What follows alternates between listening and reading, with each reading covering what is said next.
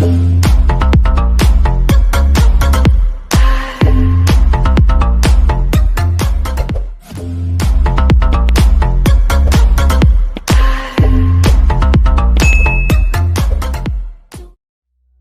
Fundamentos da Psicologia Analítica, Carl Gustav Jung.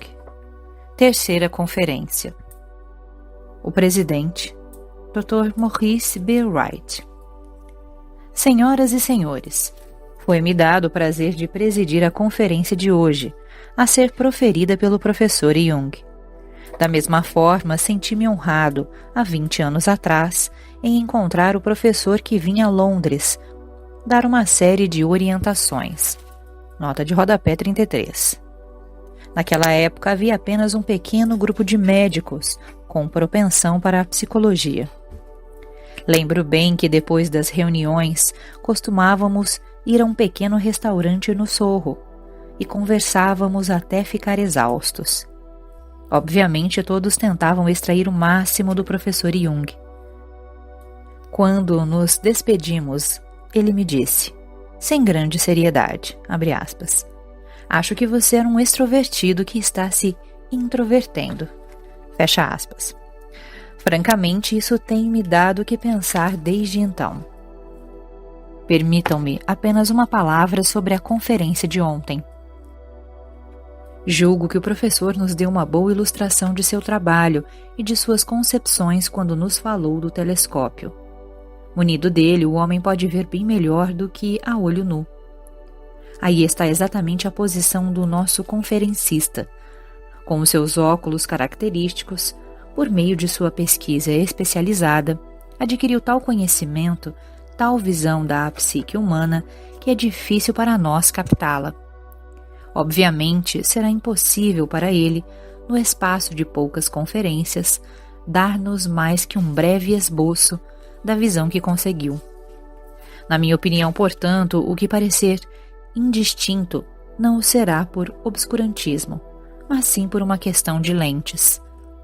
Minha própria dificuldade está em que, com os músculos de acomodação já endurecidos, ser-me-á impossível enxergar um dia essas coisas de maneira clara, mesmo que o professor me empreste os seus óculos. Entretanto, sei que seremos todos atraídos pelo que ele nos vai dizer. E sei o quanto será estimulante para nosso pensamento, especialmente num domínio onde a especulação é tão fácil e a prova tão difícil. Carl Gustav Jung. Senhoras e senhores, ontem deveríamos terminar a parte dos testes de associação, mas acabaríamos ultrapassando o tempo permitido. Assim espero que me perdoem por voltar outra vez ao mesmo assunto. Não que eu seja particularmente apaixonado por testes de associação. Uso-os apenas em caso de necessidade, mas eles são realmente o fundamento de certas concepções. Falei-lhes ontem sobre perturbações características, e creio que talvez fosse bom resumirmos tudo o que existe sobre os resultados da experiência, principalmente no campo dos complexos. Um complexo é um aglomerado de associações, espécie de quadro de natureza psicológica, mais ou menos complicada. Às vezes de caráter traumático, outras apenas doloroso e altamente acentuado. Tudo que se acentua demais é difícil de ser conduzido. Se, por exemplo, qualquer coisa é muito importante para mim, começo a hesitar quando tento executá-la, e provavelmente os senhores já observaram que, ao me fazerem perguntas difíceis, não consigo respondê-las imediatamente, porque o assunto é importante e o meu tempo de reação muito longo. Começo a gaguejar e a memória não fornece o material desejado. Tais distúrbios são devidos a complexos, mesmo que o assunto tratado não se refira a um complexo meu. Trata-se simplesmente de um assunto importante. Tudo que é acentuadamente sentido fora torna-se difícil de ser abordado, porque esses conteúdos encontram-se de uma forma ou outra ligados com reações fisiológicas, com os processos cardíacos, com o tônus dos vasos sanguíneos, a condição dos intestinos, a inervação da pele, a respiração. Quando houver um tônus alto, será como se esse complexo particular tivesse um corpo próprio e até certo ponto localizado em meu corpo, o que o tornará incontrolável por estar arraigado, acabando por irritar os meus nervos. Aquilo que é dotado de pouco tônus e pouco valor emocional pode ser facilmente posto de lado porque não tem raízes, não é aderente.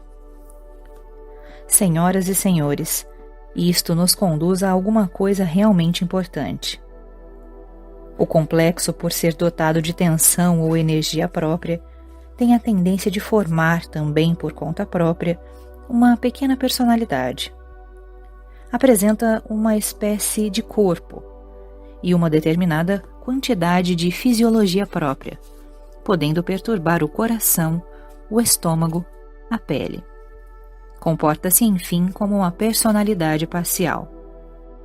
Quando se quer dizer ou fazer alguma coisa e, desgraçadamente, um complexo intervém na intenção inicial, acaba-se dizendo ou fazendo a coisa totalmente oposta ao que se queria de início. Há subitamente uma interrupção, e a melhor das intenções acaba sendo perturbada, como se tivéssemos sofrido a interferência de um ser humano ou de uma circunstância exterior. Sob essas condições, somos mesmo forçados a falar da tendência dos complexos a agirem como se fossem movidos por uma parcela de vontade própria. Quando se fala em força de vontade, naturalmente se pensa em um eu. Onde, pois, está o eu, ao qual pertence a força dos complexos? O que conhecemos é o nosso próprio complexo do eu, que supomos ter o domínio pleno do corpo. Não é bem isso, mas vamos considerar que ele seja um centro que está de posse do corpo, que exista um foco denominado eu, dotado de vontade, e que possa fazer alguma coisa por meio de seus componentes. O eu é um aglomerado de conteúdos altamente dotados de energia, e assim, quase não há diferença ao falarmos de complexos e o complexo do eu. Pois os complexos têm um certo poder, uma espécie de eu. Na condição esquizofrênica, eles se emancipam em relação ao controle consciente, a ponto de se tornarem visíveis e audíveis. Aparecem em visões, falam através de vozes que se assemelham às pessoas definidas. A personificação de complexos não é em si mesma condição necessariamente patológica. Nos sonhos, eles frequentemente parecem personificados. E uma pessoa poderá treinar a tal ponto que os fará visíveis ou audíveis quando acordada. Faz parte de um determinado treinamento yoga dividir a consciência em seus componentes, fazendo-os aparecer com personalidades definidas. Na psicologia de nosso inconsciente, há figuras típicas que têm vida própria e definida. Nota 34. Tudo isso se explica pelo fato de a chamada unidade da consciência ser mera ilusão. É realmente um sonho de desejo.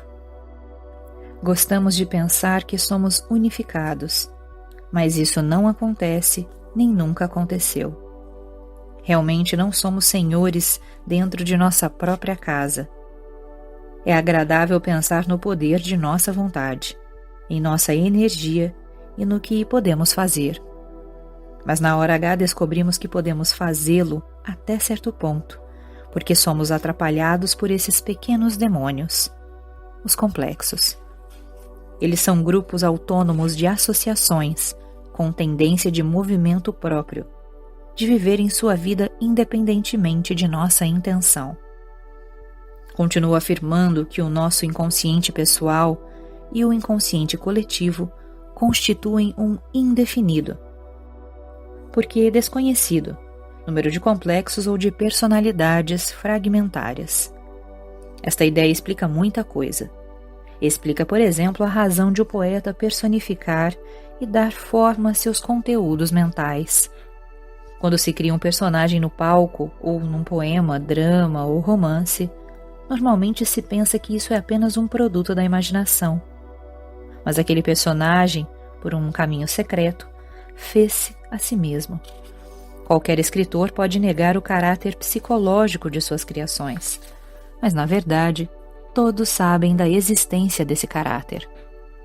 Esta é a razão de poder-se ler a psique de um escritor ao estudar-se as suas criações. Os complexos são, então, personalidades parciais ou fragmentárias. Quando falamos de complexo do eu, logicamente o imaginamos ligados a uma consciência, pois o relacionamento dos vários elementos com o centro, em outras palavras, com o eu, é denominado consciência. Mas também temos o agrupamento de conteúdos em relação a um centro e a outros complexos. A partir daí podemos perguntar, abre aspas, os complexos representam uma consciência particular? Fecha aspas. Se estudarmos o espiritismo manifestado através da escrita automática ou por meio de um médium, veremos que os chamados espíritos apresentam uma consciência particular. Por isso, pessoas predispostas estão inclinadas a crer que os espíritos sejam o fantasma de uma tia, de um avô falecido, e assim por diante. A explicação disto se deve à personalidade mais ou menos definida que é traçada nessas manifestações. É evidente que quando tratamos de casos de insanidade, ficamos bem menos inclinados a crer em fantasmas. Passamos a enxergar então a patologia de tais casos. O mesmo se dá com os complexos. E eu insisto em sua relação com a consciência, por eles representarem um grande papel na análise onírica. Os senhores se lembram do meu diagrama, figura 4, mostrando as diferentes esferas da mente, e no meio o centro obscuro do inconsciente. Quanto mais nos aproximamos daquele centro, tanto mais se experimenta o que Janin chamou de abaissement do niveau mental. A autonomia da consciência começa a desaparecer, ficando-se mais e mais sob o fascínio dos conteúdos inconscientes. A autonomia da consciência perde sua atenção e força, que reaparecem na atividade aumentada dos elementos do inconsciente. Pode-se observar a forma extrema desse processo quando se estuda cuidadosamente um caso de insanidade. A fascinação dos conteúdos do inconsciente torna-se gradualmente mais poderosa, até que o paciente mergulhe neste mundo, sendo totalmente vitimado. Ele é então a presa de uma nova atividade autônoma, que não parte do eu, mas da esfera sombria. Para que se atinja um perfeito domínio dos testes de associação, devo mencionar uma experiência bem diversa das que estamos vendo. Queiram perdoar-me se, para economizar tempo, não me prendo a detalhes de trabalho, mas estes diagramas, figuras 8, 9, 10 e 11, ilustram o resultado de volumosas pesquisas realizadas com famílias. Eles representam a qualidade das associações, nota 35. O pequeno ápice da figura 8, designada pelo número 11, é uma classe ou categoria especial de associações. O princípio das classificações é lógico e linguístico. Não vou deter-me nesse ponto, e os senhores simplesmente terão que aceitar que estabeleci 15 categorias, nas quais divido as associações. Realizamos testes com um grande número de famílias, compostas todas elas por uma ou outra razão, de pessoas sem cultura, e descobrimos que o tipo de associação é particularmente paralelo entre alguns membros da família. Por exemplo, entre pai e mãe ou entre mãe e as crianças, o tempo de reação é quase idêntico. A figura 8 mostra um casamento extremamente infeliz. O pai era alcoólatra e a mãe um tipo muito estranho. Vemos que a filha de 16 anos segue a mãe bem de perto. Aproximadamente 30% das palavras correspondem a associações idênticas. É um caso surpreendente de participação, de contágio mental. Pensando bem nesse caso, podemos tirar certas conclusões. A mãe tinha 41 anos e era casada com um alcoólatra, sendo a sua vida o mais redondo dos fracassos. Bem, a filha apresenta exatamente as mesmas condições da mãe. Se tal criatura, uma jovem, se lança ao mundo como se tivesse 45 anos e fosse casada com um alcoólatra, imaginem os senhores o que irá acontecer. Esta participação explica por que a filha de um viciado, que teve um inferno como juventude, acabará procurando um outro bêbado para se casar. Caso ele não beba, ela acabará por transformá-lo em bêbado, por causa dessa identificação tão grande com um membro da família. A figura 9 também é um caso surpreendente. O pai, viúvo, tinha 2 filhas que viviam com ele em completa identidade. É lógico que isso é antinatural, porque ou ele reage como uma garota, ou as 2 moças têm de reagir como um homem, mesmo na maneira de falar. Todo o quadro mental está envenenado pela intromissão de um elemento alienatório, pois de fato uma jovem não pode ser seu pai. A figura 10 é o caso de uma esposa e seu marido. O diagrama dá um tom otimista às minhas interpretações negativas. Aqui a gente vê uma harmonia perfeita. Mas não caiam no engano de julgar que essa é a paz do paraíso, pois estas pessoas vão desavir-se dentro em breve, exatamente por serem harmoniosas demais. Uma harmonia total em família que se baseia em participação logo leva em tentativas abertas a que os esposos rompam um com o outro, para se libertarem, inventando os 2 temas irritantes de discussão a fim de terem uma razão de se julgarem incompreendidos. Se estudarmos a psicologia comum do casamento, descobriremos que a maior parte dos problemas se relaciona a invenções caprichosas de tópicos irritantes, totalmente desprovidos de fundamento. A figura 11 também é interessante. Essas 2 mulheres são irmãs e vivem juntas, uma casada, a outra solteira. O ápice do gráfico se encontra no ponto 5. A esposa na figura 10 é irmã dessas 2 mulheres. E embora originalmente elas pertençam a um mesmo tipo, esta casou-se com um homem de quem difere muito. O ápice se dá no número 3 da figura 10. A condição de identidade ou de participação demonstrada no teste também pode ser expressa por experiências bem diversas, como por exemplo a grafologia. A escrita de muitas esposas, particularmente jovens, se assemelha à do marido. Não sei se as coisas ainda são assim, mas a natureza humana permanece mais ou menos a mesma. Às vezes os papéis se invertem, pois o dito sexo frágil eventualmente costuma mostrar a sua força. Senhoras e senhores, agora vamos ultrapassar a fronteira em direção aos sonhos.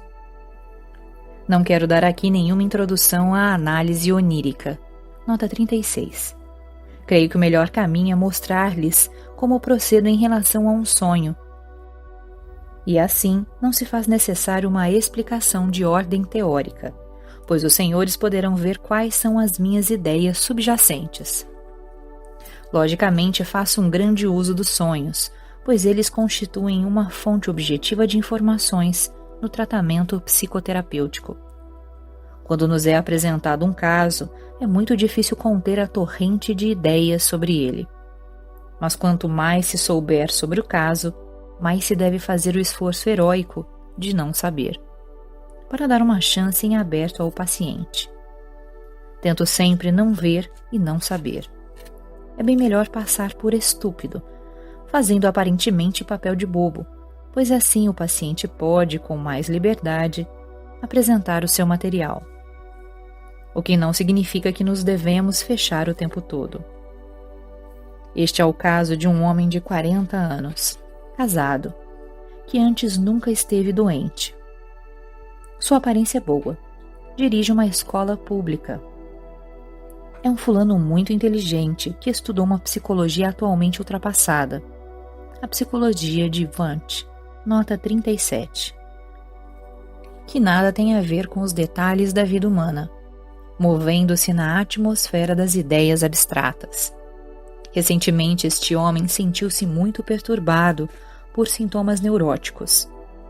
Uma espécie de vertigem o dominava de tempos em tempos, e mais, palpitações, náuseas e um estranho ataque de fraqueza e exaustão. Esta síndrome é o quadro de uma doença muito comum na Suíça, a doença das montanhas, mas que frequentemente acomete pessoas não acostumadas a grandes alturas. Perguntei-lhe, abre aspas, o senhor não estará sofrendo dessa doença? Fecha aspas. Respondeu-me, abre aspas, sim, o senhor tem razão. É exatamente como a doença das montanhas. Fecha aspas. Perguntei-lhe ainda se havia sonhado nos últimos dias, e ele contou-me 3 sonhos. Não gosto de analisar um único sonho em separado, pois a interpretação seria arbitrária. Pode-se especular o que bem se entender a respeito de um sonho, mas quando comparamos uma série de, digamos, 20 ou 100 deles, então poderemos ver coisas realmente interessantes. Enxerga-se o processo que se desenvolve no inconsciente, noite após noite, e a comunidade da psique inconsciente estendendo-se através do dia e da noite. Presumivelmente sonhamos o dia todo, embora não o percebamos, devido à clareza da consciência. Mas à noite, quando se dá o abaissement do nível mental, os sonhos irrompem, tornando-se visíveis. No primeiro sonho, o paciente se encontra numa pequena cidade suíça. Ele surge como uma figura muito solene, de casaco negro e longo. Debaixo dos seus braços carrega vários livros volumosos. Há um grupo de rapazes, que ele reconhece como ex-colegas de classe. Olham o paciente e dizem, abre aspas, não é sempre que esse fulano aparece aqui. Fecha aspas. Para compreendermos esse sonho, devemos lembrar que o paciente ocupa excelente posição e tem ótima cultura científica. Mas o nosso homem começou por baixo, e é realmente o que se pode chamar self-made man. Seus pais eram camponeses pobres, e ele trabalhou arduamente para chegar à posição atual. Muito ambicioso e cheio de esperanças de subir ainda mais. É como um homem que tenha, num dia, percorrido a distância do nível do mar até a altura de montanhas de 6.000 pés, e dali ainda aviste picos de 12.000 pés, que se encontram muito mais acima de sua cabeça, como torres. O lugar em que o paciente se encontra dá acesso a esses picos, o que o faz esquecer que já galgou 6.000 pés, e começa imediatamente a galgar mais alto.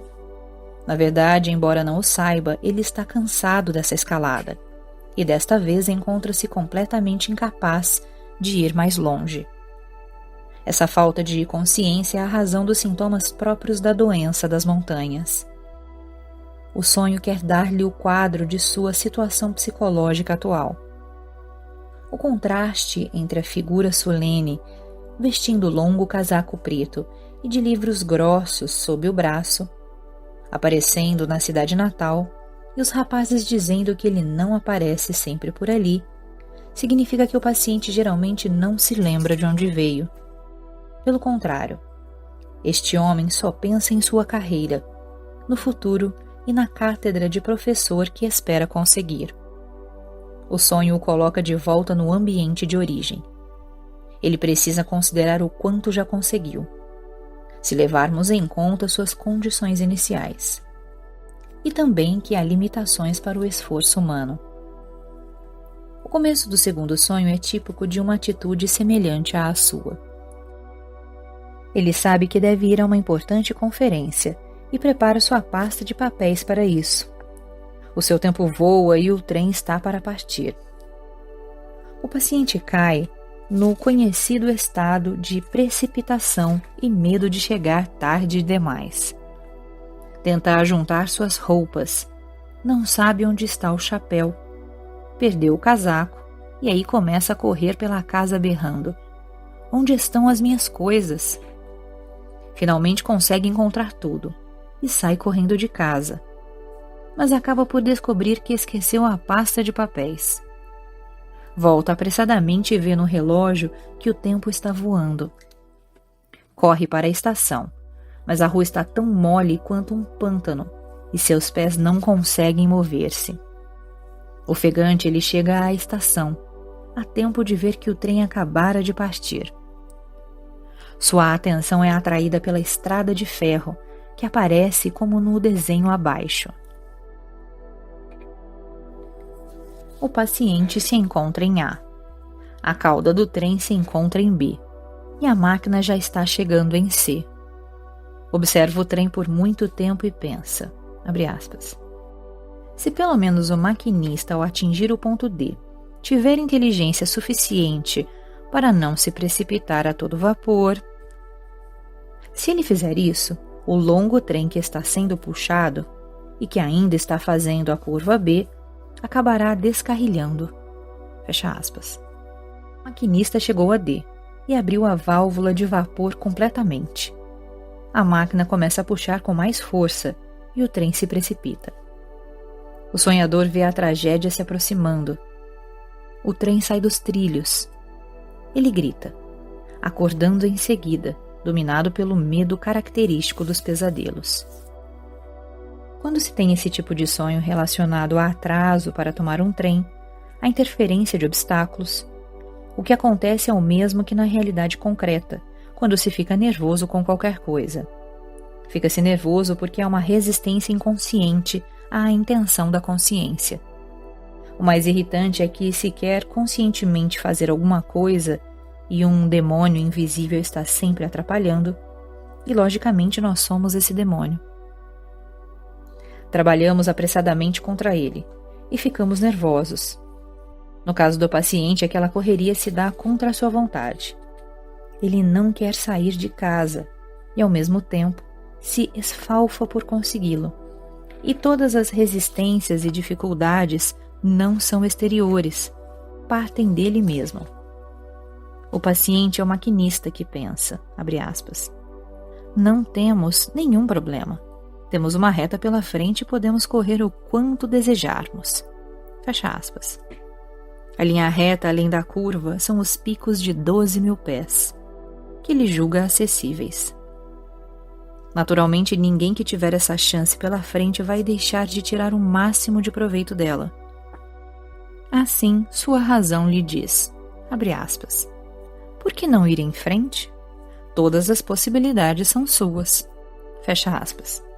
Ele não entende porque alguma coisa em seu interior se opõe a essas tendências. Mas o sonho o avisa para não ser tão insensato como o maquinista, que se precipita à frente a todo vapor, quando a cauda do trem ainda não saiu da curva. Eis o que sempre esquecemos. Nossa consciência é apenas uma superfície, a vanguarda de nossa vida psicológica. A cabeça é apenas uma parte, mas atrás dela vem uma longa cauda, entre aspas, histórica de hesitações e fraquezas, de complexos, preconceitos e heranças. E sempre tomamos nossas decisões sem levá-la em consideração. Sempre acreditamos que poderemos andar em linha reta, apesar de nossa pobreza, que entretanto tem um peso oneroso. E frequentemente derrapamos antes de atingirmos nossos objetivos, exatamente por ignorarmos nossa cauda, entre aspas. Sempre digo que a psicologia do indivíduo tem atrás de si uma longa cauda sauriana, formada pela história da família, da nação, do continente e do mundo todo. Somos humanos e não podemos esquecer que carregamos um pesado fardo por sermos apenas humanos. Se fôssemos somente cérebro, seríamos como esses pequenos anjos que têm apenas asas e cabeça. É lógico que eles podem fazer o que querem, pois não levam um corpo que apenas pode movimentar-se no chão. Não posso deixar de dizer, não necessariamente ao paciente, mas a mim mesmo, que esse movimento peculiar do trem é o mesmo da serpente. Logo veremos por quê. O sonho seguinte é crucial, forçando-me a dar certas explicações. Aqui temos de nos defrontar com um animal que é parte lagarto e parte caranguejo. Antes de enfocarmos os detalhes do sonho, desejo fazer algumas observações sobre o método de abordagem dos significados oníricos. Os senhores sabem que há muitos mal-entendidos e divergências nesse setor. Conhecemos o que é livre associação. Este método, até onde vai a minha experiência, mostrou ser bastante duvidoso. Por meio dele, a pessoa se abre a qualquer número e tipos de lembranças que lhe venham à cabeça, o que se acredita que conduzirá aos complexos. Não me interesso por saber os complexos de meus pacientes.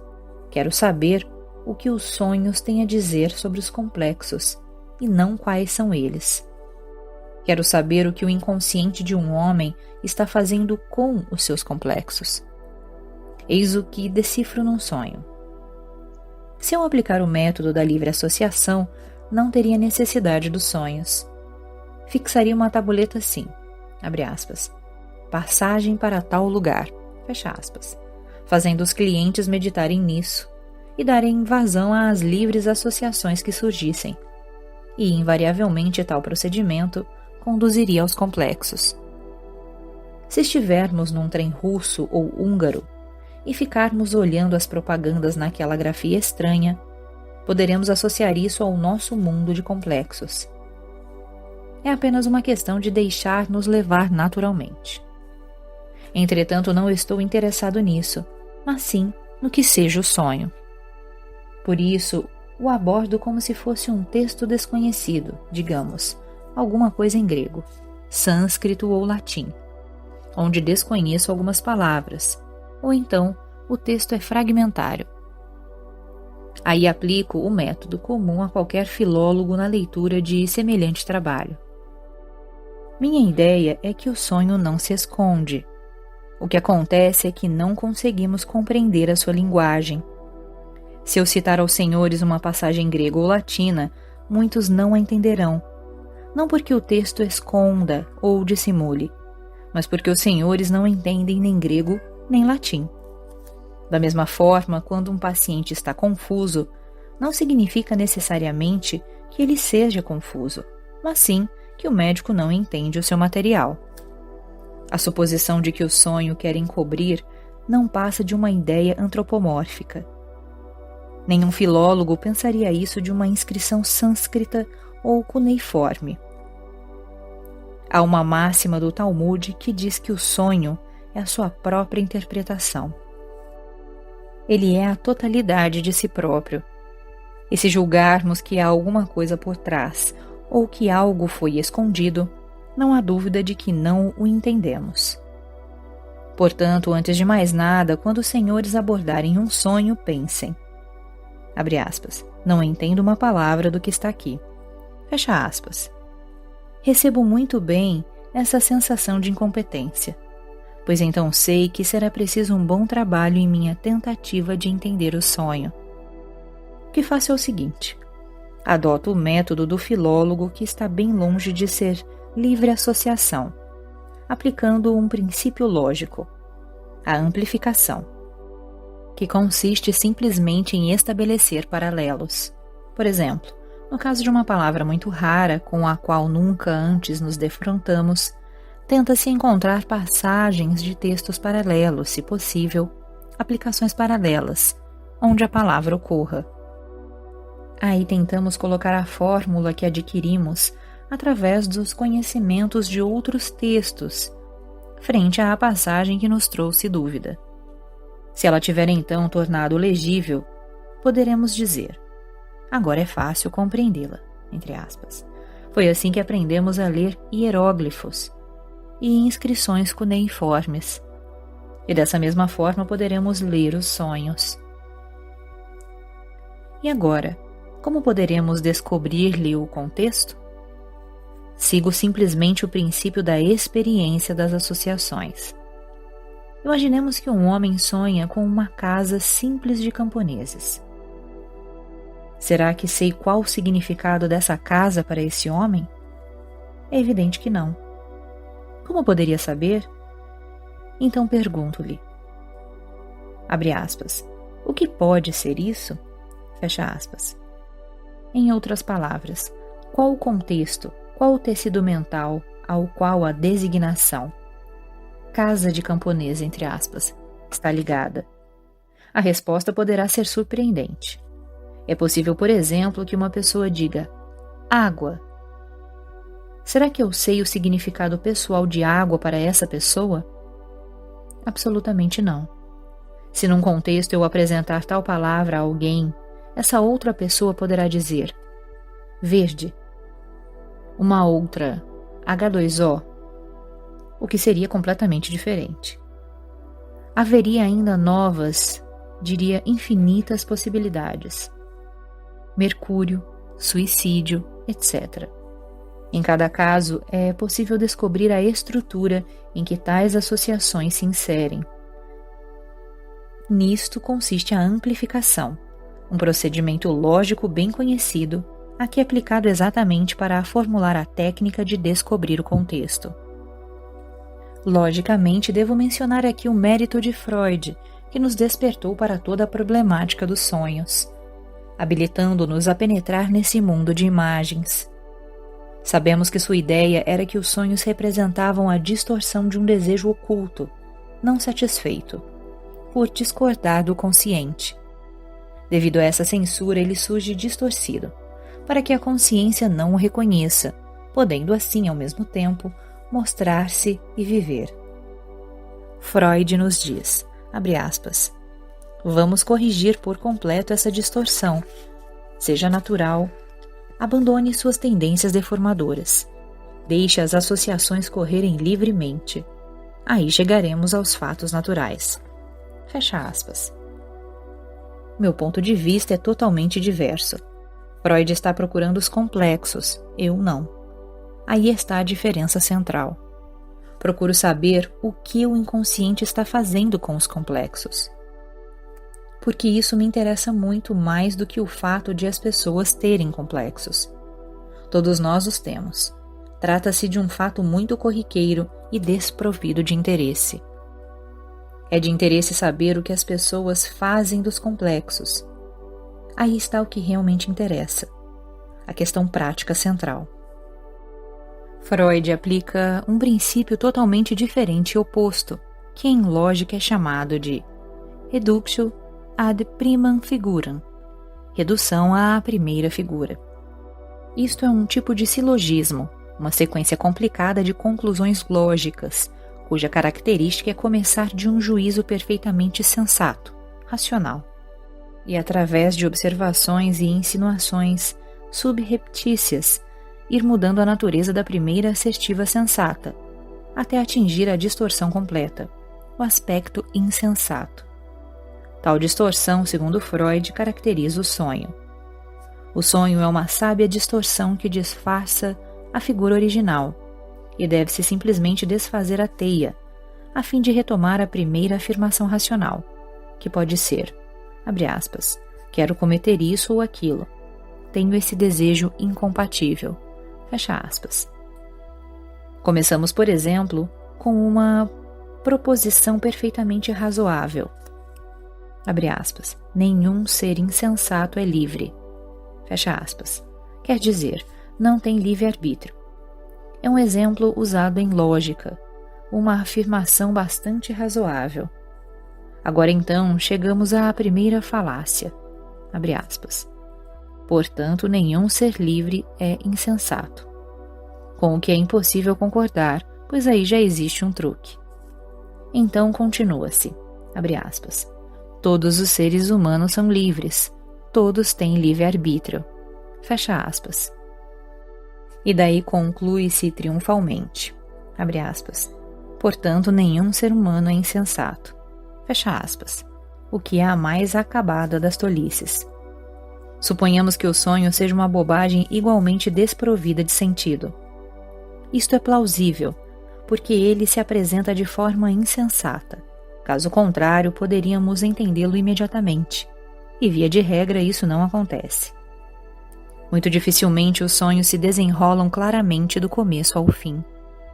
Os mais comuns parecem coisas bobas e por isso são depreciados.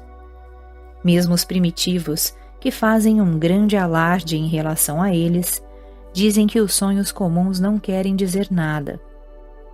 Há os grandes sonhos, próprios dos feiticeiros e dos chefes, nunca encontrados entre os homens comuns. Seu modo de falar é o mesmo das pessoas que vivem na Europa.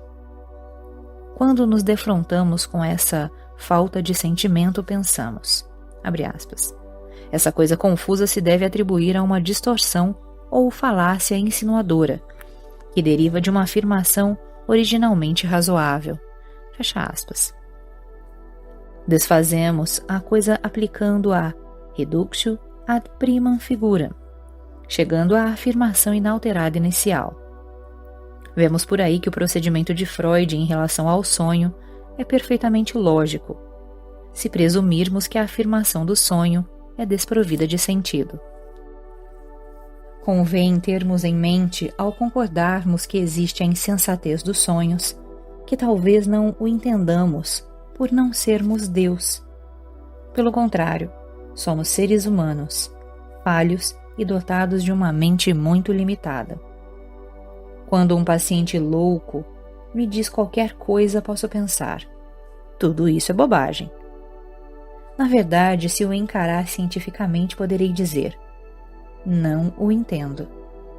Se o fizer de maneira anticientífica, reagirei assim.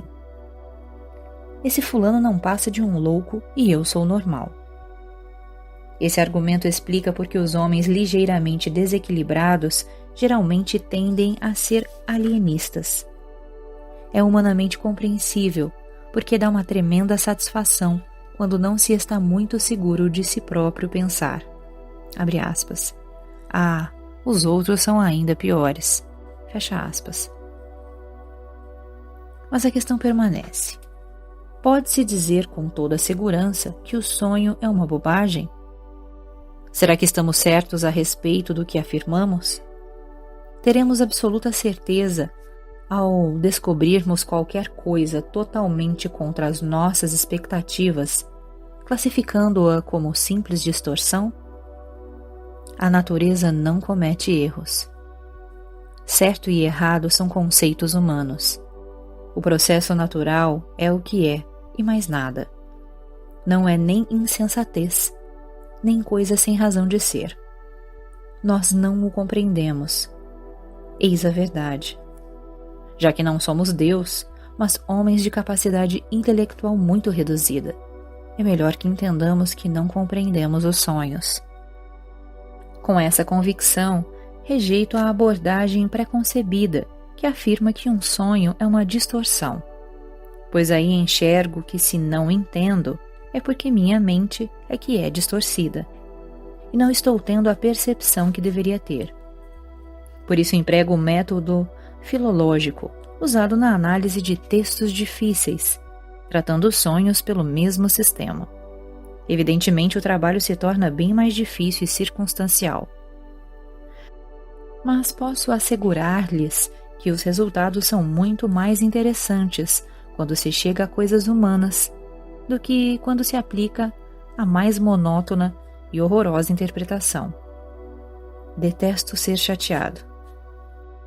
Antes de tudo, devemos evitar especulações e teorias ao lidarmos com processos tão misteriosos como o dos sonhos.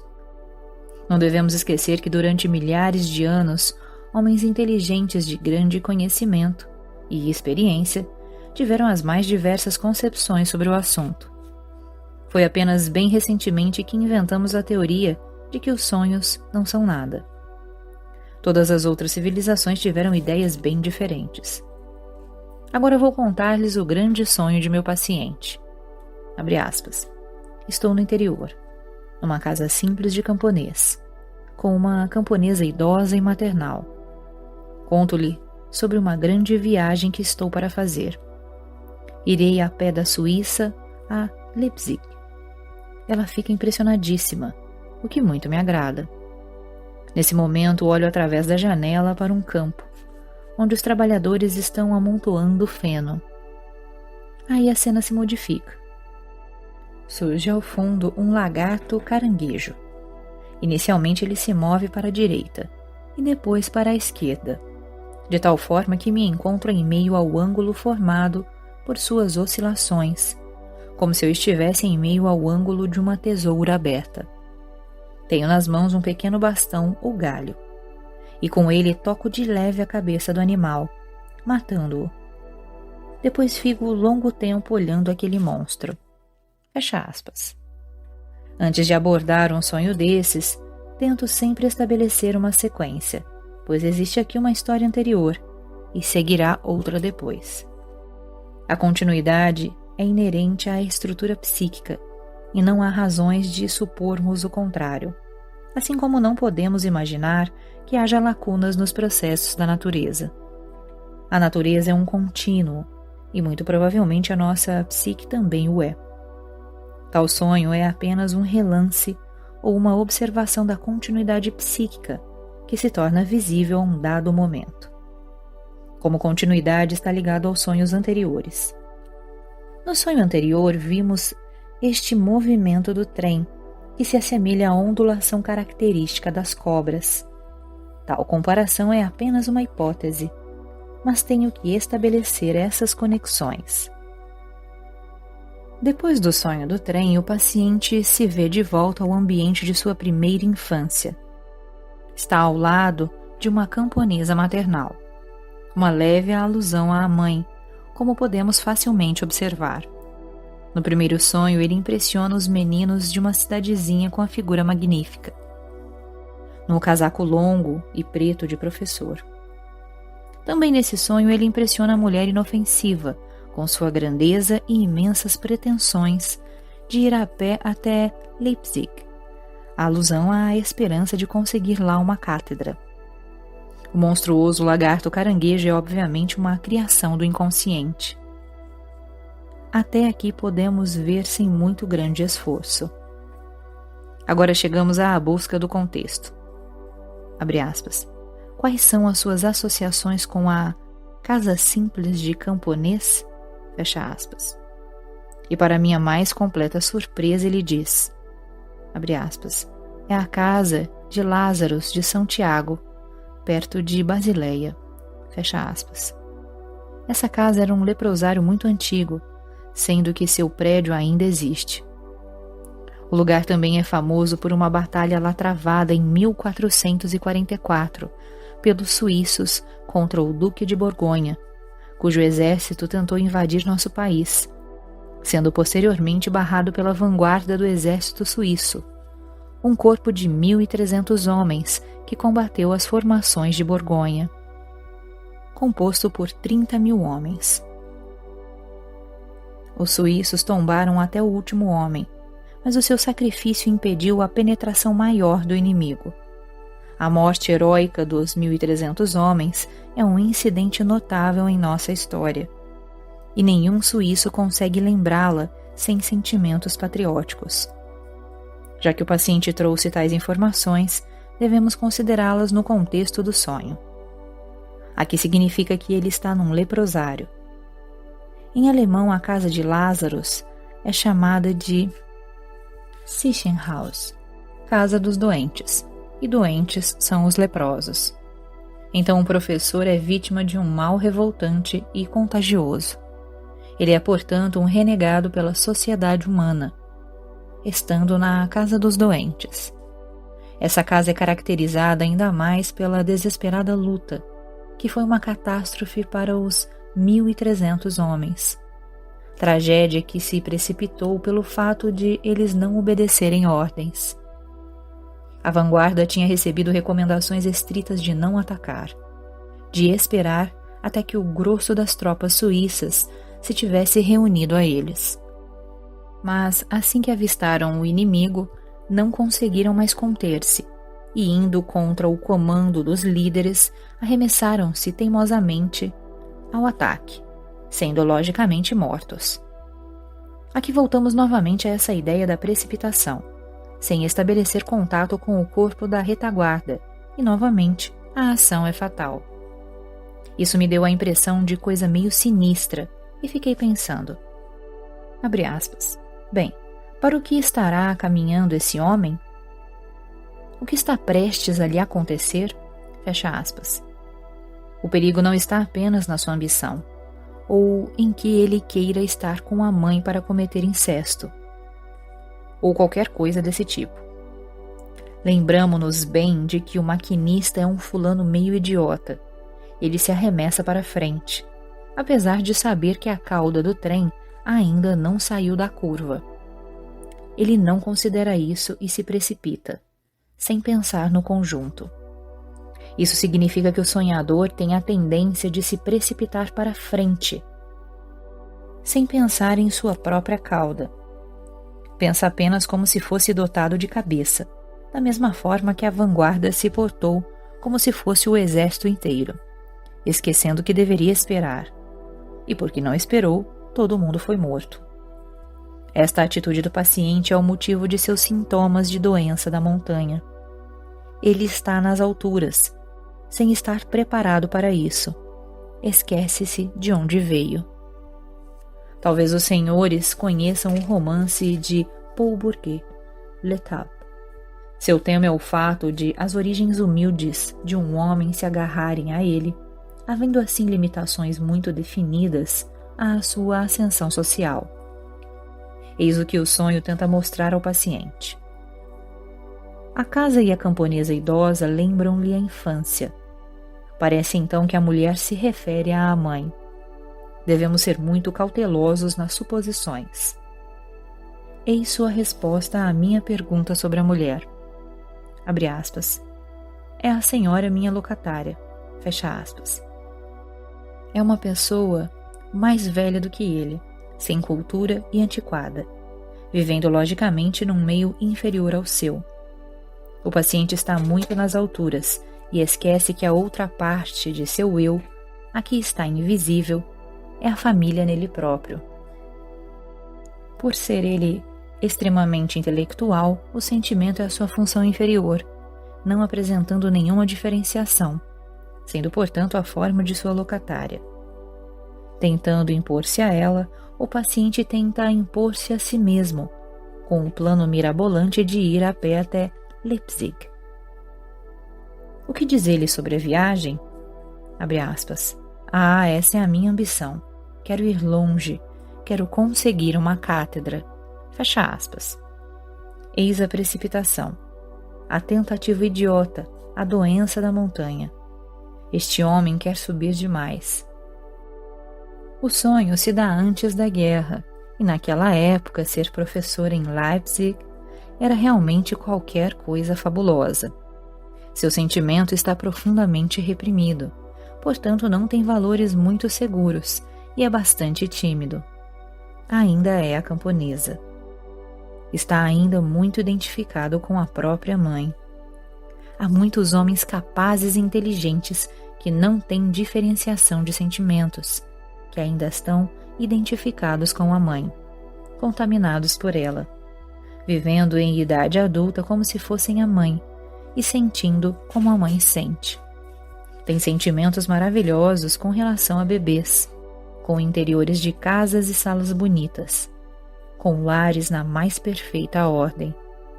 Às vezes acontece que esses indivíduos, depois de passarem dos 40, descubram o tom exato do sentimento masculino.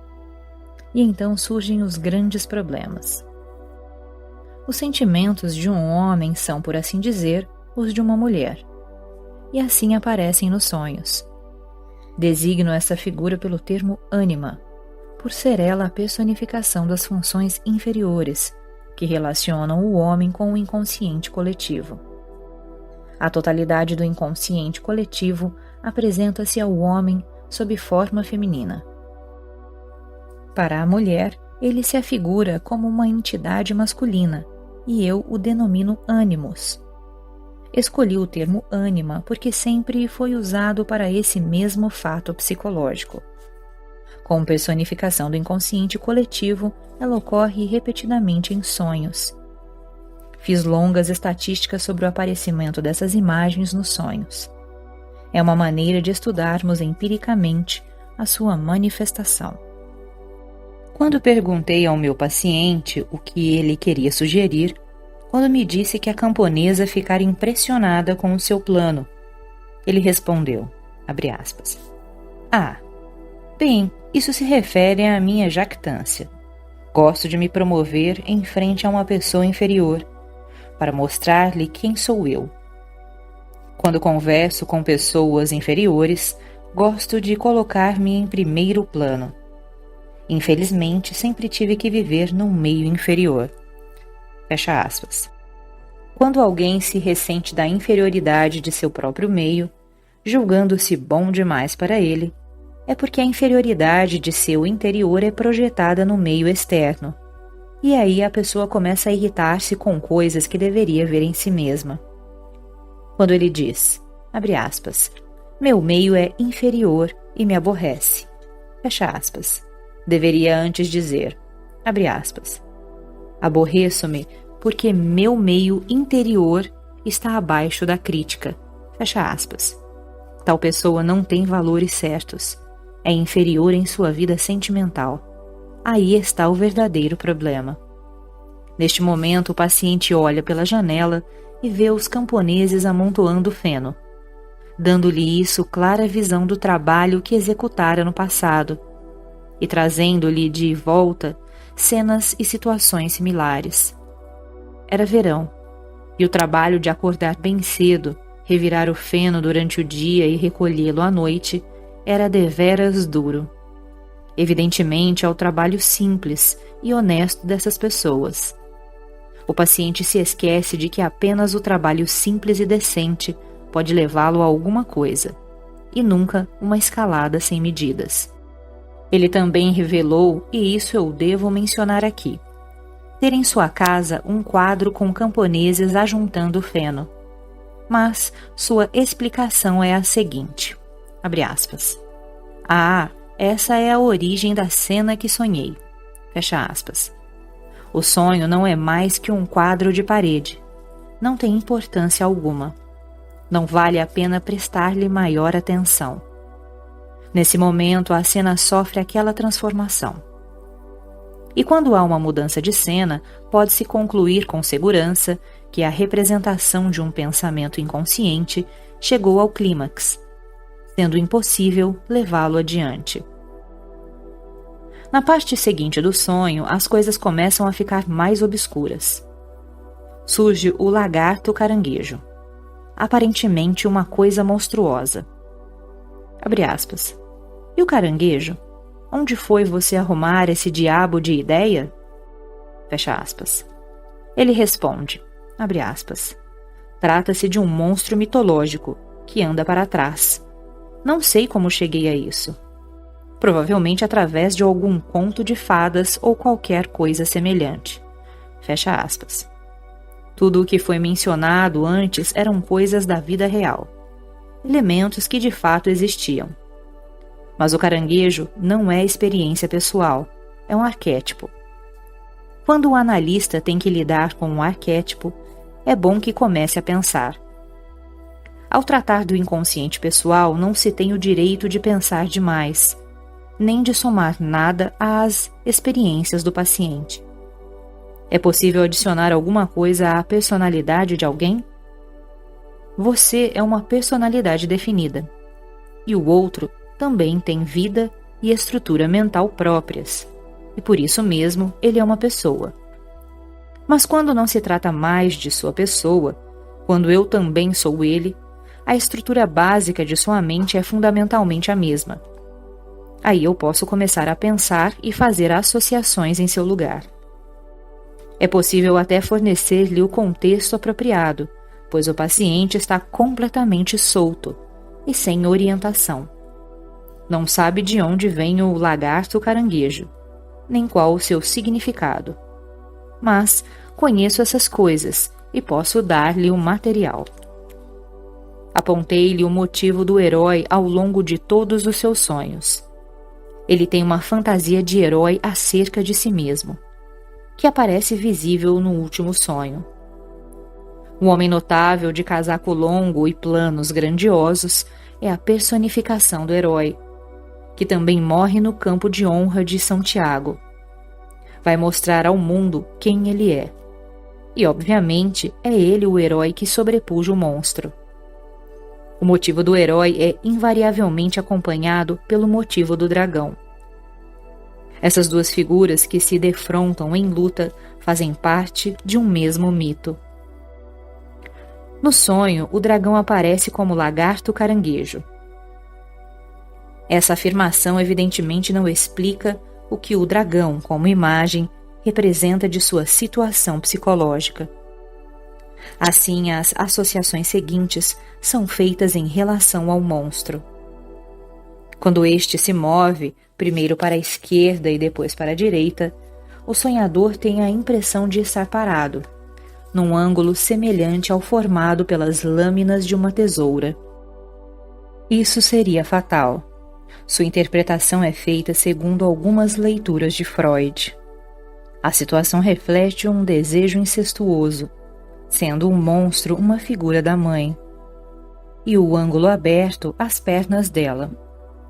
Ele, estando ali no meio, estaria acabando de nascer ou simplesmente voltando para a mãe.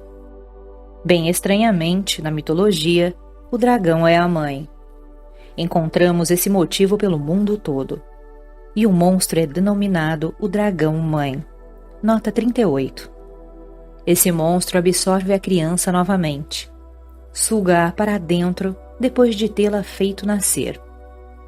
A mãe terrível, entre aspas, como também é chamada, vive à espera, de boca escancarada, nos mares do Ocidente. E quando um homem se aproxima, ela se fecha sobre ele. E é o fim. Essa figura monstruosa é a mãe sarcófago, a devoradora de carne humana. Sob outra forma, ela é a Matuta, a mãe dos mortos, a deusa da morte. Mas estes paralelos ainda não explicam por que o sonho escolheu exatamente a imagem do caranguejo. Afirmo, e quando digo isso, tenho algumas razões para fazê-lo, que representações de fatos psíquicos através de imagens como cobra, lagarto, caranguejo, mastodonte ou animais semelhantes também representam fatores orgânicos. A serpente, via de regra, representa o sistema raquidiano, cérebro espinhal, particularmente o bulbo e a medula. O caranguejo, por outro lado, sendo dotado apenas de um sistema simpático, representa as funções relativas a esse setor nervoso, mais o parasimpático, ambos localizados no abdômen. O caranguejo é uma coisa abdominal. Então, se traduzirmos o texto do sonho, poderemos ler: se você continuar assim, seu sistema simpático e o raquidiano voltar-se-ão contra você, e aí não haverá como fugir. E é isso que está acontecendo. Os sintomas de sua neurose expressam a rebelião das funções simpáticas e do sistema raquidiano contra a sua atitude consciente. O lagarto caranguejo traz a imagem do dragão e do herói como inimigos mortais, mas em alguns mitos vê-se o fato interessante de o herói não estar ligado ao dragão apenas pela luta. Às vezes, pelo contrário, existem indícios de que o próprio herói é o dragão. Na mitologia escandinava, o herói é reconhecido pelo fato de ter olhos de cobra. Ele tem olhos de cobra porque é uma cobra. Há muitos outros mitos e legendas contendo a mesma ideia. Cécropes, o fundador de Atenas, era homem na parte superior e cobra na parte inferior. As almas dos heróis apareciam muitas vezes após a morte na forma de serpentes. Agora, em nosso sonho, o monstruoso lagarto move-se primeiro para a direita, e eu pergunto ao paciente sobre o seu lado esquerdo. Abre aspas. O caranguejo aparentemente desconhece o caminho. A esquerda é desfavorável. A esquerda é sinistra. Fecha aspas. Sinistro realmente significa esquerdo e desfavorável. Mas o lado direito é igualmente ruim para o monstro, pois quando ele se volta para esta direção, é morto pelo bastão. Consideremos agora o fato de ele estar em ângulo de movimento do animal, situação que o sonhador interpretou como incesto. São suas palavras, abre aspas. Na verdade, eu me sentia rodeado por todos os lados, como o herói que vai enfrentar um dragão. Fecha aspas. Dessa forma, o paciente conscientiza o motivo do herói. Mas, diferindo do herói mítico, ele não enfrenta o inimigo com uma arma, mas com um bastão. Abre aspas. A julgar pelo seu efeito sobre o monstro, dir-se-ia ser aquilo uma varinha mágica, fecha aspas, diz o sonhador. O uso feito do bastão é realmente o de um prestidigitador. Trata-se de um outro símbolo mítico, que às vezes se faz acompanhar de uma alusão sexual. E a magia sexual é frequentemente um meio de proteção contra o perigo. Todos podem lembrar-se que também durante o terremoto de Messina, nota 39, a natureza provocou certas reações instintivas contra a destruição sem limites. O bastão é um instrumento, e nos sonhos, os instrumentos representam o que são na realidade. Recursos do homem para concretizar a sua vontade. Uma faca é a minha vontade de cortar. Uma lança é um braço mais longo. Com um rifle, projeto minha ação e minha influência a uma grande distância. Com um telescópio, faço o mesmo com relação aos meus olhos. O instrumento é o mecanismo que representa minha vontade, inteligência, capacidade e percepção. A aparição dele em sonho simboliza um mecanismo psicológico análogo. Bem, o instrumento do paciente é a varinha mágica. Ele usa uma coisa maravilhosa para volatilizar o monstro, quer dizer, seu sistema nervoso inferior. O sonhador pode fazer uso dessa idiotice a qualquer hora e sem esforço algum. O que isso significa realmente? Significa que o homem que estamos focalizando acredita que o perigo simplesmente não existe. É o que acontece comumente. Acreditamos que uma coisa não existe e ela simplesmente desaparece. Eis como se comportam as pessoas que só têm cabeça. Usam o intelecto a fim de afastar as coisas por meio de um raciocínio qualquer. Dizem, abre aspas, isso é insensato, portanto não pode ser. Portanto não é. Fecha aspas. É assim que faz o nosso amigo. Ele simplesmente abole o monstro através do raciocínio. Ele diz, abre aspas, não existe essa coisa de lagarto caranguejo. Não pode existir uma força que se oponha ao que eu quero. Ou livrar-me dele. Penso e a coisa incômoda simplesmente desaparece. Penso que o bicho é a minha mãe, com a qual quero cometer incesto. Este pensamento resolve o caso, porque não posso fazer uma coisa dessas. Fecha aspas. Perguntei-lhe. Abre aspas. Muito bem, você matou o animal. Qual a razão de depois ficar a contemplá-lo durante tão longo tempo? Fecha aspas. E ele respondeu. Abre aspas. Ah, bem, é naturalmente maravilhoso como se pode liquidar uma criatura dessas com tamanha facilidade. Fecha aspas. Só pude dizer, abre aspas, sim, é mesmo mais que maravilhoso. Fecha aspas. Aí dei-lhe a minha visão do problema. Abre aspas. Olha aqui, a melhor maneira de lidar com um sonho é considerar a si próprio como criança ou jovem ignorante. E chegar a um velho de 2 milhões de anos ou à velha mãe dos dias e perguntar-lhe, abre aspas, bem, o que você acha de mim? Fecha aspas. E ela certamente dirá, abre aspas, Seu plano é ambicioso e imbecil, porque vai contra os seus instintos. Suas capacidades restritas bloqueiam o caminho, e você quer abolir o obstáculo por meio de um pensamento mágico. Julga poder evitá-lo com os artifícios do intelecto. Mas essas coisas ainda vão lhe dar muito o que pensar. Pode crer. Fecha aspas. E ainda continuei.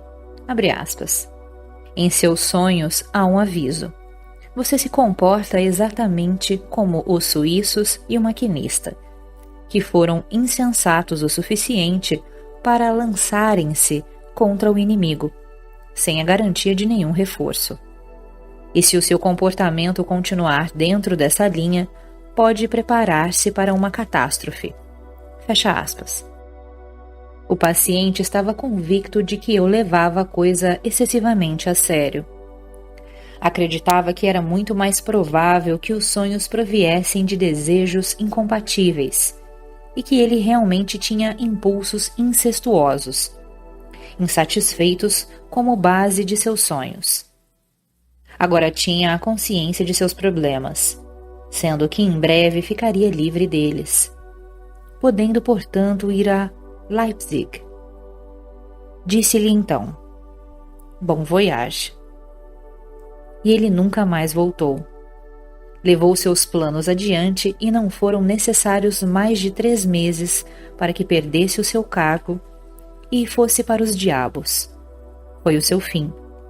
Ele se atirou contra o perigo fatal do lagarto caranguejo, sem entender as advertências. Mas não quero deixá-los excessivamente pessimistas. Às vezes há pessoas que conseguem entender o que sonham e chegam a conclusões bem mais felizes e favoráveis. Discussão. Pergunta. Dr. Charles Brunton. Não sei se é honesto fazer perguntas sobre os sonhos de alguém que não esteja presente, mas tenho uma filhinha de 5 anos e meio que teve 2 sonhos que a despertaram durante a noite. O primeiro deles ocorreu em meados de agosto, e ela me disse o seguinte, abre aspas, estou vendo uma roda que despenca morro abaixo, e ela vem me queimar. Fecha aspas. Foi tudo o que consegui extrair. Pedi-lhe que fizesse o desenho do sonho, mas como minha insistência parecia aborrecê-la, resolvi deixá-la em paz. O último sonho foi na semana passada. Abre aspas. Um besouro está me picando. Fecha aspas. Foi tudo o que a menina disse sobre o assunto. Não sei se o senhor gostaria de dizer alguma coisa a respeito. Gostaria de acrescentar apenas que ela sabe a diferença entre besouro e o caranguejo. Tem verdadeira paixão por animais. Resposta. Carl Gustav Jung. Devemos considerar que é muito difícil e não suficientemente justo comentarmos os sonhos de quem não conhecemos bem. Mas poderei abordá-los limitando-me ao ponto de vista simbólico. O besouro, quando penso, relaciona-se ao sistema simpático. Daí ser possível calcular que haja certos processos psicológicos estranhos desenrolando-se na criança, que afetam esse sistema, o que poderá provocar-lhe alguma desordem abdominal ou intestinal. A afirmação mais cautelosa que nós podemos permitir é a de que pode ter havido um certo acúmulo de energia no sistema simpático, causando ligeiros distúrbios. O que também é expresso pela simbologia da roda de fogo, que em seu sonho parece surgir como um símbolo solar, correspondendo fogo, na filosofia tântrica, ao chamado Manipura Chakra, que se localiza no abdômen. Nos sintomas prodromais da epilepsia, às vezes encontramos a ideia de uma roda que gira no interior da pessoa. Isto também expressa uma manifestação de uma natureza simpática. A imagem da roda que gira lembra a crucifixão de Ixion. O sonho da garotinha é um sonho arquetípico, um desses estranhos sonhos que as crianças costumam ter. Explico esses sonhos arquetípicos infantis pelo fato de, quando a consciência começa a emergir e a criança começa a perceber que ela é, está ainda próxima do universo psicológico original do qual está começando a sair, uma condição de profunda inconsciência. Eis porque encontramos em muitas crianças a percepção de conteúdos do inconsciente coletivo, que em certas crenças orientais é interpretada como reminiscência de uma vida anterior.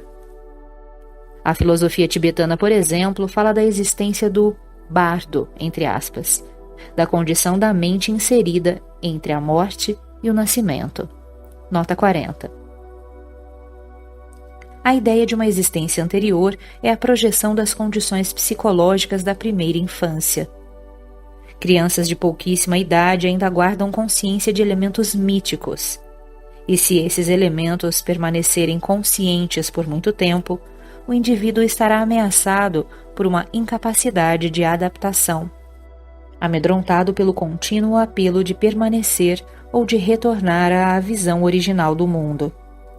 Tais experiências encontram belas descrições em místicos e em poetas. Normalmente, na faixa de 4 a 6 anos, o véu do esquecimento se estende sobre esses fatos. Presenciei casos de crianças etéreas, por assim dizer, que tinham uma extraordinária sensibilidade para tais conteúdos, continuando a viver suas vidas em sonhos arquetípicos, sem terem chances de adaptação na vida real. Examinei recentemente uma menina de 10 anos que tivera os mais espantosos sonhos arquetípicos. Nota 41. E seu pai me consultou a respeito. Foi-me, entretanto, impossível dizer-lhe o que eu pensava, pois eles continham um prognóstico trágico. 1 ano mais tarde, a menina morreu de uma doença infecciosa. Ela nunca chegara a nascer inteiramente. Pergunta: Dr. Leonard F. Browne. Gostaria de fazer ao professor Jung uma pergunta relacionada à interpretação dos sonhos que foram contados hoje, já que o paciente não conseguiu aceitar a interpretação. Será que essa dificuldade não poderia ser ultrapassada através de alguma variação na técnica de análise? Resposta: Carl Gustav Jung. Se eu tivesse vocação para missionário ou para salvador, poderia ter usado um truque brilhante. Diria ao paciente, abre aspas, sim, é realmente o complexo materno, fecha aspas. E ficaríamos meses a fio conversando nesse jargão, e talvez no final eu o vencesse. Mas a experiência prova que tal procedimento não é bom. Não devemos trapacear as pessoas, nem se o fizermos por bem. Não quero tirar as pessoas de seus enganos através de tapeações. Talvez fosse melhor para aquele homem se arrebentar do que se salvar por meios errados. Nunca lubridio as pessoas. Quando um homem me diz, vou suicidar-me, minha resposta é a seguinte: se esta é sua intenção, não faça objeções. Pergunta: Dr. Browne, houve alguma evidência de que a doença da montanha tivesse sido curada? Resposta: Carl Gustav Jung. O paciente perdeu a sua neurose descendo à vida. Seu meio próprio não estava a 6.000 pés de altura, mas sim mais abaixo. Ele tornou-se inferior, ao invés de ficar neurótico. Certa vez, em conversa com um chefe de uma grande instituição nos Estados Unidos para crianças delinquentes, tomei conhecimento de uma experiência extremamente interessante. Lá, eles estabeleceram 2 categorias de crianças. A maior parte delas, quando chega à instituição, sente-se melhor, desenvolvendo-se normalmente, e eventualmente consegue sair do que era o seu mal inicial. A outra categoria, minoritária, torna-se histérica quando tenta ser normal e sociável. Estes são os criminosos natos, impossíveis de serem mudados. Para eles, a normalidade é o erro. Nós também não nos sentimos muito bem quando temos que atuar com perfeição, e isso porque não somos perfeitos. Os hindus, ao construírem um templo, deixam um canto sem terminar. Só os deuses criam com perfeição. É preferível reconhecer a própria falha. Aí a gente se sente melhor. É o que se dá com essas crianças e também com nossos pacientes. Iludir as pessoas e levá-las a um nível superior à verdade constitui uma falsidade. Se está num homem a possibilidade de adaptar-se, vamos então ajudá-lo de todas as formas possíveis. Mas se sua missão realmente é não adaptar-se, façamos o esforço de deixar-lhe livre esse caminho, pois só assim ele estará bem. O que seria do mundo se todos fossem bem ajustados? Haveria um tédio sem fim. É preciso que alguém se comporte de maneira errada, sendo o bode expiatório e objeto de interesse das outras pessoas. Imaginem o quanto devemos ser gratos às histórias de detetives e aos jornais por podermos dizer, abre aspas, graças a Deus não sou o fulano que cometeu um crime. Sou uma criatura perfeitamente inocente. Fecha aspas. Sentimos-nos satisfeitos porque a pessoa perversa cometeu o crime por nós. Este é o sentido profundo de Cristo, enquanto Redentor. Ter sido crucificado entre dois ladrões. Eles também, à sua maneira, eram redentores da humanidade. Eram os bodes expiatórios. Pergunta. Dr. Browning. Se eu não estiver voltando atrás em demasia, gostaria de perguntar-lhe uma coisa sobre as funções psicológicas. Numa resposta da noite passada, o professor disse que não há critério para considerar nenhuma das funções como superior à outra.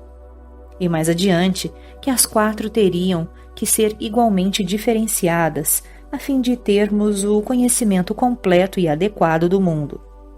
Seria, portanto, sua ideia que há a possibilidade, em algum caso, de que as 4 funções se diferenciarem igualmente, ou que se chegue a isso através da educação? Resposta. Carl Gustav Jung. Não creio que seja possível diferenciar igualmente todas as funções, pois nesse caso estaríamos chegando à perfeição divina, o que certamente nunca acontecerá. Haverá sempre uma jaça no cristal. Atingir a perfeição é impossível. Além do mais, se as 4 pudessem ser igualmente diferenciadas, poderíamos apenas torná-las funções conscientemente disponíveis. E estaria perdida a ligação preciosa com o inconsciente, através da função inferior, que invariavelmente é a mais frágil. Apenas através de nossa fraqueza e incapacidade estamos ligados ao inconsciente, ao nosso mundo inferior dos instintos e aos nossos companheiros no mundo. As virtudes apenas auxiliam o homem a tornar-se independente. Aí então já não se tem mais necessidade de ninguém. Aí somos reis. Mas em nossa inferioridade estamos unidos à humanidade e ao mundo dos instintos. Nem seria vantagem atingir o desenvolvimento perfeito das 4 funções, porque isso levaria à completa falta de consistência. Não tenho mania de perfeição. Meu princípio é, pelo amor de Deus, não seja perfeito, mas tente por todos os meios ser completo. Tenha isso o significado que tiver. Pergunta. Posso perguntar o que é ser completo? É possível que o Senhor se estenda mais sobre esse ponto? Resposta. Carl Gustav Jung. Devo deixar alguma coisa para o seu esforço mental. Sem dúvida, é um trabalho extremamente divertido pensar. Ao voltar para casa, o que possivelmente significa ser completo. Não devemos privar as pessoas do prazer da descoberta. Ser completo é um problema muito grande, e falar sobre isso é estimulante, mas alcançar esse estágio é a coisa essencial. Pergunta. Como se enquadra o misticismo em seu esquema? Resposta. Carl Gustav Jung. Em que esquema? Réplica. O esquema da psicologia e da psique. Resposta. Carl Gustav Jung. O senhor deveria definir o que entende por misticismo. Suponhamos que o senhor se refira a pessoas que passaram por uma experiência mística. Os místicos são pessoas que têm a vivência particularmente aguda do inconsciente coletivo. É a experiência dos arquétipos. Pergunta: há alguma diferença entre formas arquetípicas e formas místicas? Resposta: Carl Gustav Jung. Não faço distinção alguma entre uma coisa e outra. Ao estudarmos a fenomenologia da experiência mística, deparamo-nos com fatos realmente interessantes. Por exemplo, todos sabemos que o paraíso cristão é masculino, sendo que aí o elemento feminino é tão somente tolerado. A Mãe de Deus não é divina, é apenas arquissanta, intercede por nós junto ao trono de Deus, mas não participa da divindade, nem pertence à Trindade. Há, entretanto, alguns místicos cristãos que têm uma experiência totalmente diferente. Há, por exemplo, o místico suíço Nicolau de Flue, nota 42. Ele sentiu um deus e uma deusa. Temos também um místico do século XIII, Guilherme de Goulaville, que escreveu Pèlerinage de la vie humaine de l'homme et de Jésus-Christ, nota 43. Como Dante teve a visão do paraíso em seu ponto mais alto, Le Ciel d'Or, e lá, sobre um trono 1000 vezes mais brilhante que o sol, sentava-se o rei, o próprio Deus, e ao seu lado, num trono de cristal de tom castanho, a rainha, presumivelmente a terra. É uma visão que escapa à ideia da Trindade, uma experiência mística de natureza arquetípica que inclui o princípio feminino. A Trindade é uma imagem sentada num arquétipo de natureza exclusivamente masculina. Na Igreja primitiva, a interpretação gnóstica do Espírito Santo como feminino era considerada heresia. Imagens dogmáticas como a da Trindade são arquétipos transformados em ideias abstratas. Existe ainda grande número de experiências místicas na Igreja, cujo caráter arquetípico encontra-se bastante visível. Entretanto, às vezes lá se encontram elementos heréticos ou pagãos. Lembremos, por exemplo, São Francisco de Assis. Apenas através da grande habilidade diplomática do Papa Bonifácio VIII, o santo pôde ser assimilado à Igreja. Basta lembrarmos o seu relacionamento com os animais para que a dificuldade seja compreendida. Animais, como a totalidade da natureza, eram tabu para a Igreja. Temos, entretanto, animais sagrados como o cordeiro, a pomba e, na Igreja primitiva, o peixe, sendo todos eles objeto de veneração religiosa. Pergunta: poderia o professor Jung dar-nos a diferença da dissociação na histeria e na esquizofrenia? Resposta: Carl Gustav Jung. Na histeria, as personalidades dissociadas ainda permanecem numa espécie de inter-relação, o que sempre oferece a imagem de uma personalidade total, sendo ainda possível estabelecer um relacionamento com a pessoa. Podemos sentir uma reação dos seus sentimentos.